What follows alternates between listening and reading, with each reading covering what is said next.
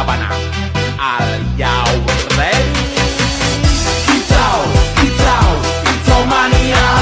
Kicau, kicau, kicau mania. Kicau, kicau.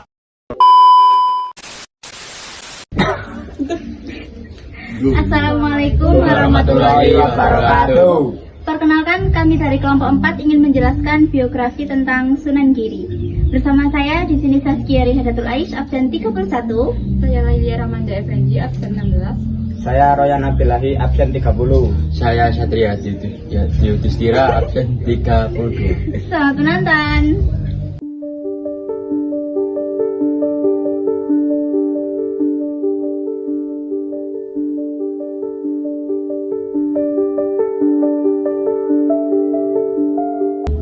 Hari ini kita akan mengenal sosok Sunan Giri, sang pemimpin jenius dari Gresik. Beliau lahir pada tahun 1442 dengan nama Raden Paku. Ayahnya adalah ulama besar bernama Syekh Maulana Ishak dan ibunya adalah Dewi Serdadu, putri Raja Blambangan.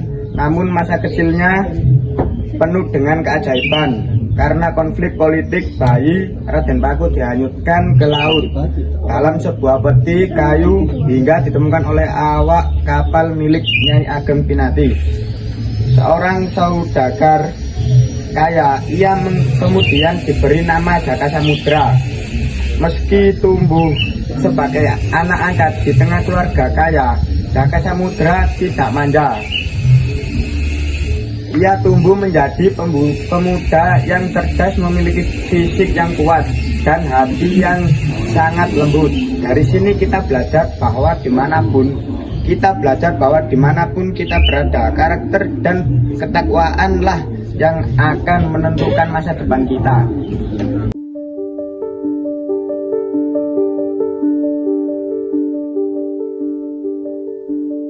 Saat remaja, Jaka Samudra berburu kepada Sunan Ampel di Surabaya. Di sanalah identitas aslinya terungkap.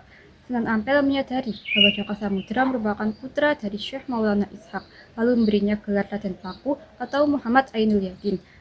Bersama Sunan Bonang, Raden Paku berlayar jauh ke Samudra Pasai untuk memperdalam ilmu agama dan tata negara. Pasai, ia akhirnya bertemu dengan ayah kandungnya.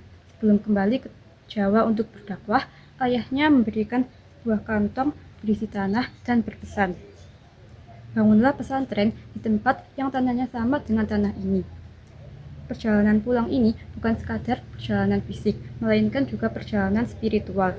Raden Paku membawa misi besar untuk membangun peradaban baru yang akan menyatukan Nusantara dengan cahaya Islam.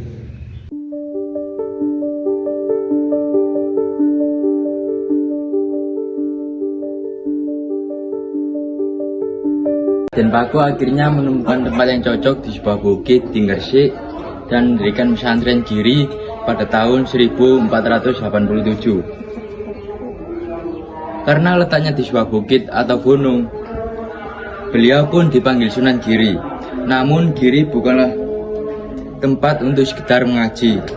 Tempat ini tumbuh menjadi sebuah kerajaan berkedaulatan yang disebut Giri Kedaton. Pengaruhnya sungguh luar biasa. Sunan Giri dijuluki Paku Buwono atau Poros Dunia. Beliau menjadi penentu hukum dan politik di Nusantara.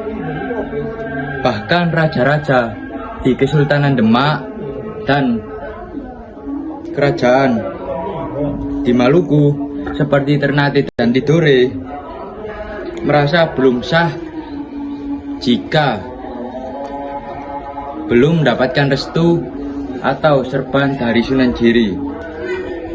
Dari beliau kita bisa membuktikan bahwa kekuatan seorang ulama bukan dari sekedar lisannya, tetapi juga pada kemampuannya mengelola negara dengan adil dan bijaksana.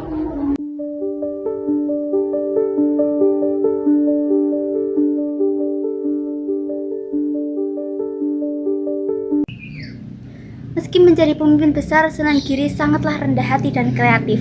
Beliau berdakwah melalui kesenian yang disukai oleh para rakyat. Beliau menciptakan permainan seperti cuplak-cuplak suang dan jamuran. Beliau juga menciptakan tembang pucung dan asmorodono. Lewat permainan ini, beliau mengajarkan tentang kejujuran dan ketuhanan yang sangat menyenangkan.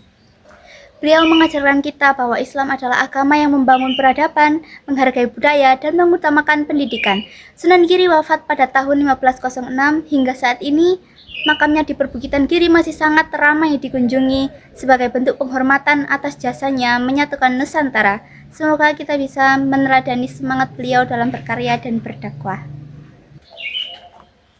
Mungkin itu saja yang dapat kami sampaikan. Mohon maaf apabila ada kesalahan saat kami menjelaskan. Wassalamualaikum warahmatullahi wabarakatuh.